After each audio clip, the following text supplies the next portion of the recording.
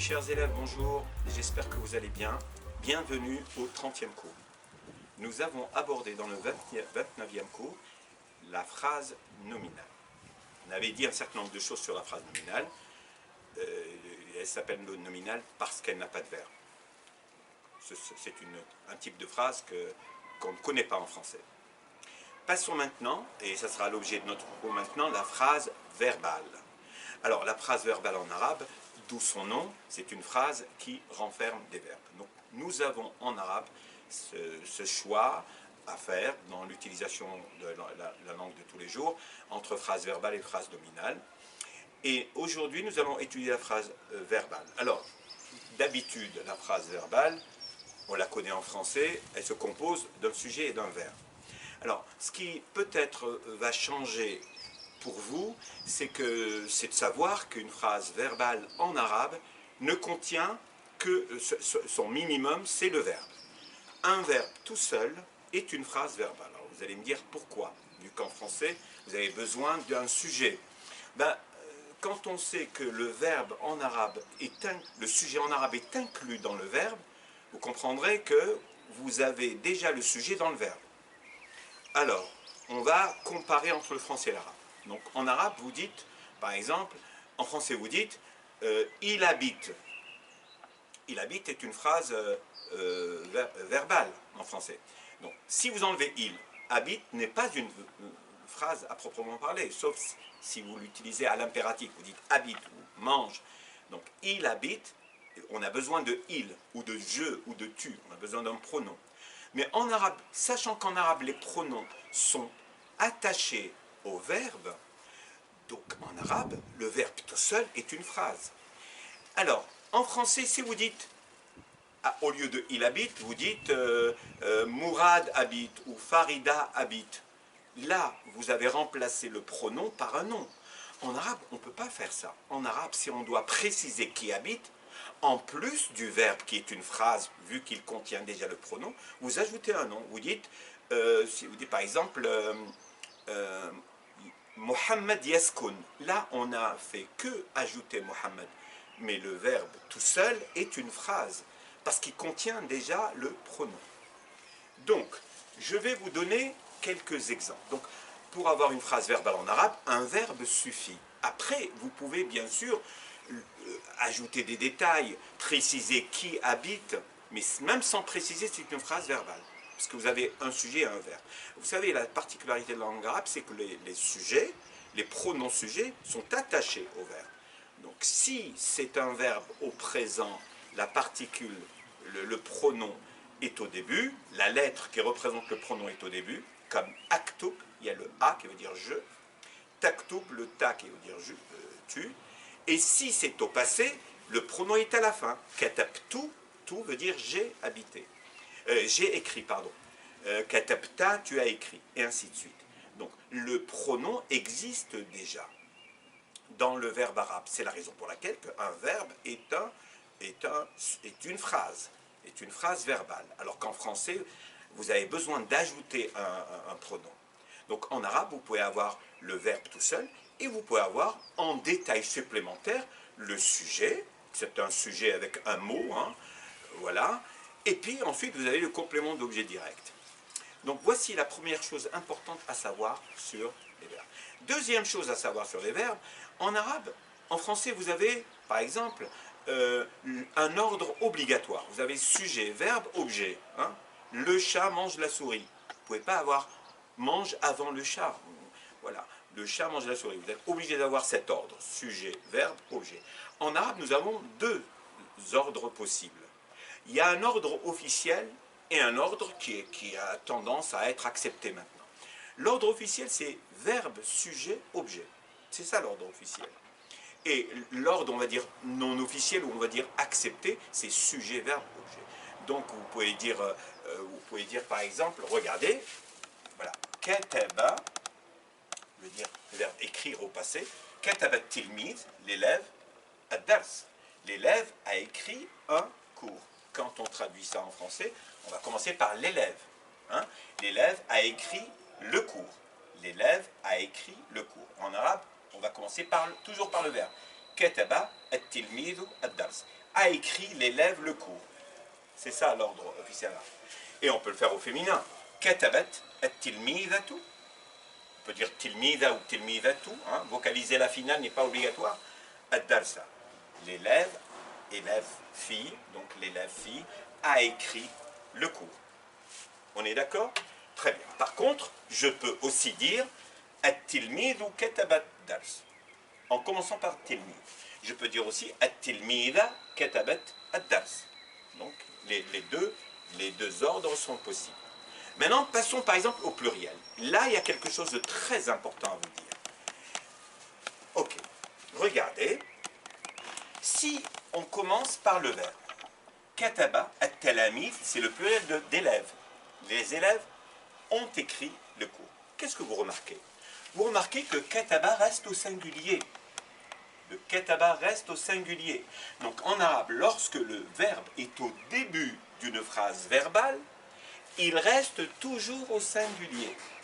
C'est quelque chose de bizarre, mais c'est comme ça.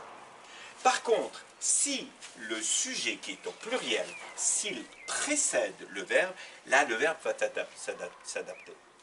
At-talamid katabu ad-dars.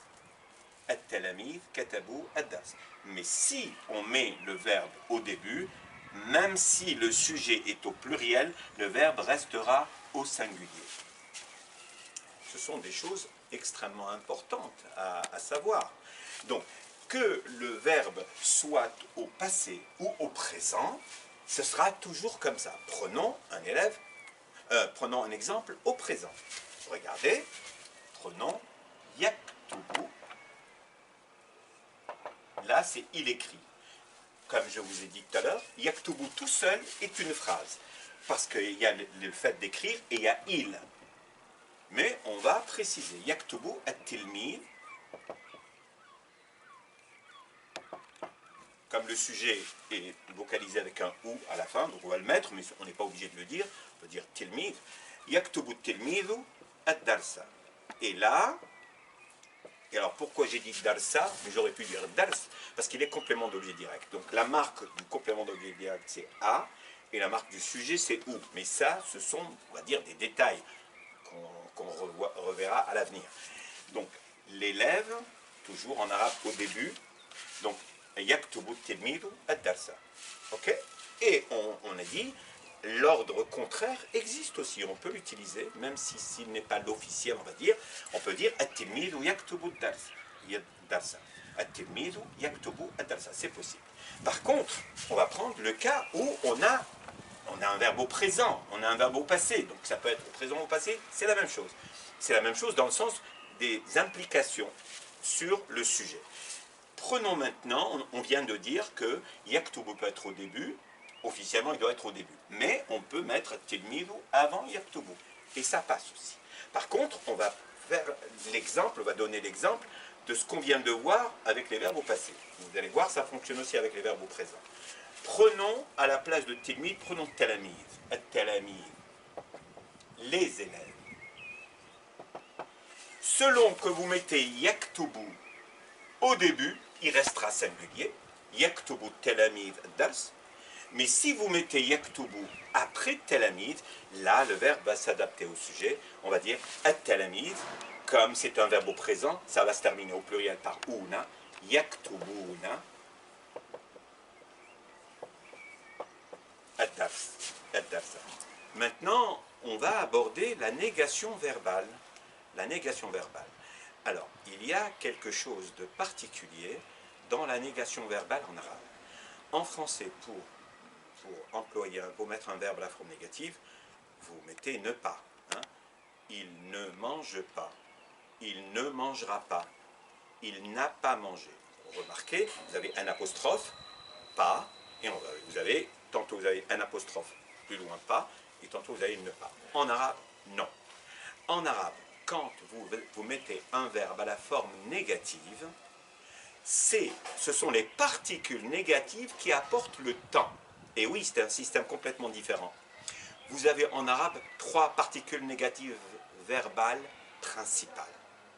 3 particules. Donc je viens de dire qu'en arabe, vous avez 3 particules négatives verbales. Vous avez la, vous avez lam et vous avez lan. Ces trois particules ne vont pas avec des noms, ils vont obligatoirement avec des verbes. Alors, pourquoi? Alors, quand est-ce qu'on met la, quand est-ce qu'on met lam, quand est-ce qu'on met lam? Lorsque le verbe est au présent, c'est la. Vous dites à quelqu'un, hal ta'kul, est-ce que tu manges? Hal ta'kul, est-ce que tu manges? Il va vous répondre, la akul, je ne mange pas. Pourquoi il dit la? Parce qu'on est au présent. Si on lui pose la question au passé, hal akalta ams, est-ce que tu as mangé hier? Il va vous dire, lam akul, je n'ai pas mangé. Et si vous lui dites hal sata'akul ghadan, est-ce que tu mangeras demain?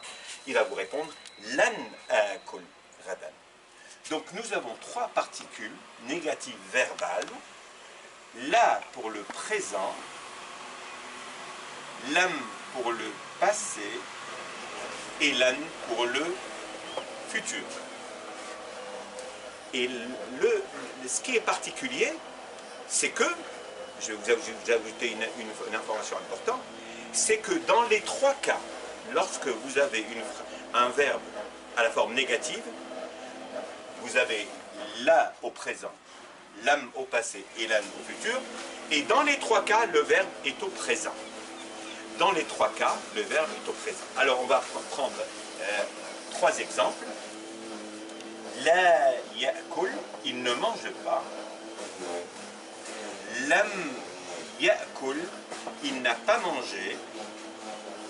Et lan ya'kul, il ne mangera pas. Dans les trois cas, il y a ya'kul. Pourquoi? Alors vous allez me dire, pourquoi le verbe est au présent? En réalité, c'est la preuve que ce n'est pas le verbe qui apporte le temps, ce sont les particules. Lorsque le verbe est à la forme affirmative, là, vous mettez le temps en fonction de ce que vous voulez dire. Si vous dites j'ai mangé, vous dites akaltu, vous utilisez le verbe au passé. Si vous parlez de maintenant, vous dites aakul au présent. Et si vous parlez du futur, vous dites sa'akul, vous utilisez les temps normalement. Mais si c'est la forme négative, là, vous choisissez la particule par rapport au temps que vous avez choisi et vous le faites suivre par un verbe au présent. Ne me demandez pas pourquoi, c'est comme ça, c'est la règle. Donc, la pour le présent, lam pour le passé, lan pour le futur, et le verbe doit être au présent. Alors, ce sont des détails que je vais vous ajouter, mais qui ne sont pas extrêmement graves, extrêmement importants. C'est que le verbe, lorsqu'il est à la forme négative au présent avec la damma habituelle d'un verbe au présent est maintenue. Lorsque il est au passé avec lam, la dernière lettre n'est pas vocalisée, donc il y a soukoun. Et lorsqu'il est lan pour le futur, la dernière lettre porte une fatha. Mais ça n'est pas des détails déterminants. Ce qui est déterminant, c'est de savoir utiliser les trois particules et ne pas confondre le temps, donc passé, présent, futur, et ne pas oublier que le verbe, dans les trois cas, doit avoir la forme du présent. Voilà ce qui est important à dire pour aujourd'hui. On va bien sûr faire des applications plus tard. Je vous souhaite une excellente journée et je vous dis à très bientôt pour la particularité de cette particule négative, verbale et nominale, c'est qu'elle n'a aucune incidence sur le temps. Prenez la phrase nominale, vous mettez ma avant, vous ne changez rien, vous avez ma ana ustad, je ne suis pas prof. C'est la particule laïsa. Laïsa.